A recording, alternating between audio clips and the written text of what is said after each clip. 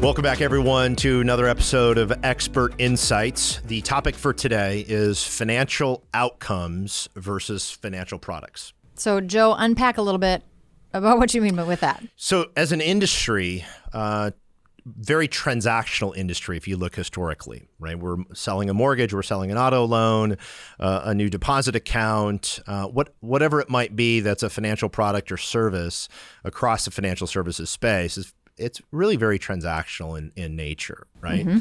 And actually, people don't want a transaction. They don't want to do a mortgage. They want the outcome. They want a house, right? Yeah. And so it's starting to shift the mindset as organizations and a lot of the brands that we work with and many we don't work with are starting to do this. They're looking at what are my consumers really after? And ultimately, what they're really after is financial wellness. Like that's in a lot of ways the new American dream. That's right. I want to be financially healthy all the way around. Yep. And what does that mean? You know, it means a lot of different things to a lot of different people. And I think especially right now, it's so timely to be talking about that because I think pretty much for anybody listening to this, you know, you're one degree of separation away from somebody, whether it be a customer, family member. Yeah. You know, people are in a lot of financial crisis right now and they're reaching out to their financial institutions, to their lenders, looking for help and guidance and advice.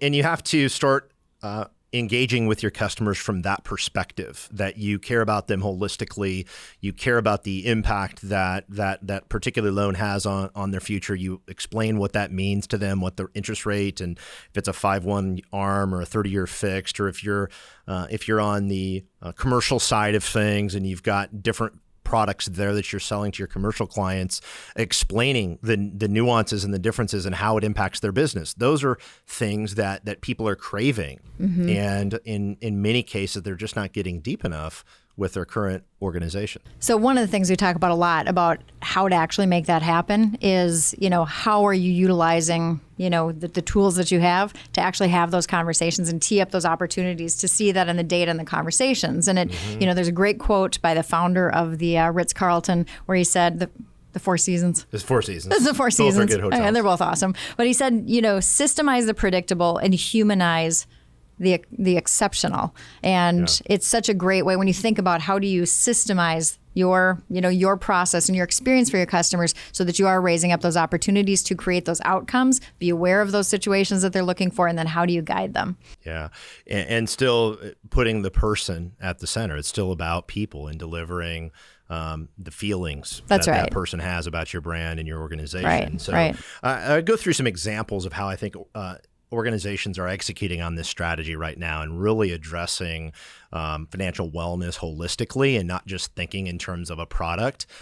For example, on the mortgage lending side, we've got organizations and customers that have insurance products and wealth products. And so as you get that new home or you're moving up, whatever it might be, how would you pay off your mortgage if something happened to you? So are you being thoughtful about that? Even if you don't have that business line internally, having an insurance product tied to that, that's just and smart. Having those conversations. Conversations. And they want you to. I mean, again, we've talked about this before, but the wealth of information that you're gathering when you're having those conversations, very personal information about their life, how can you not make a recommendation? I had a conversation with a customer last week who they have a wealth department in their organization inside their bank, and they're talking about the relationship between wealth management and mortgage and how important it is. Well, if you think about you've got your house, in many cases, it's your most important asset, but the relationship between the wealth side and them looking at the bigger financial picture in addition to the mortgage side and bringing those two things together,